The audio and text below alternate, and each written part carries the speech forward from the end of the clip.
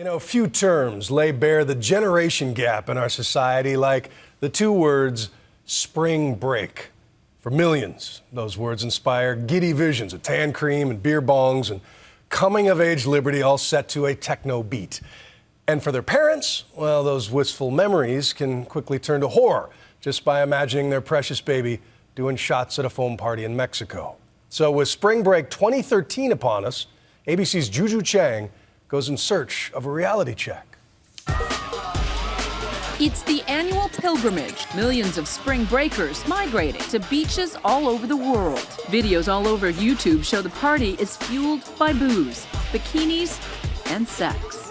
The new movie Spring Breakers glorifies the escape. I'll always remember this trip. In theaters nationwide next week, the film takes us on a wild ride of debauchery. Just get that cash. A group of bored college students, played by former Disney child stars Selena Gomez and Vanessa Hudgens, suddenly seem very grown up, willing to do whatever it takes to be part of the biggest party week ever.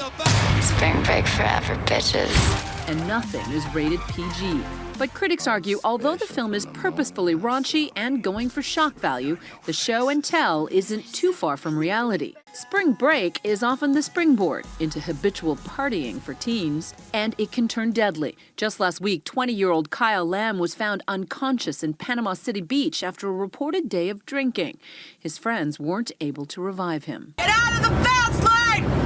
And then there's Holly. Going about 90 down I-5. She lived in a world where binge drinking was normal. On this night, she's barreling down the highway after a few too many drinks. I'm gonna vomit. I'm not proud of the drinking and the driving. I think it's so stupid. I think it's so stupid. And yet, that's what alcohol does to you. Yeah, it's poison. Holly's exploits are featured in the documentary Faded, which offers a sobering message for unsuspecting parents. According to the Centers for Disease Control, 90% of underage drinkers are binge drinkers, with young adults chugging down more than 9 drinks at a time. I think a lot of parents don't want to believe anything negative about their kids. Rebecca Thomas had no clue the extent to which her daughter Erin was secretly binge drinking.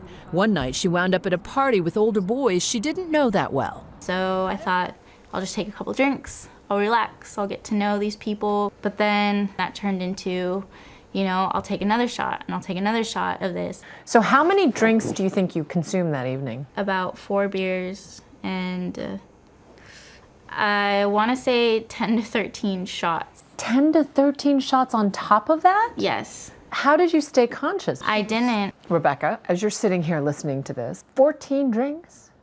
Yeah, this is the first time I'm hearing the whole story, actually. 14 drinks can kill a person. Yeah. Erin then got into a car with her boyfriend, who was pulled over for DUI, and Erin was taken into custody for underage drinking. Her mother got a heart-stopping call. The officer said, "Are you Rebecca Thomas, and is your daughter, Erin Thomas?" And I just thought, oh my gosh, is she dead? I was just panicked. And shocked. Often, binge drinkers aren't the campus misfits. They're just as likely good girls, under enormous pressure, just trying to fit in. Erin says she first began lying to her mother in 8th grade. It was about me wanting to make a decision and knowing that I wasn't going to be able to do anything unless I did it behind her back.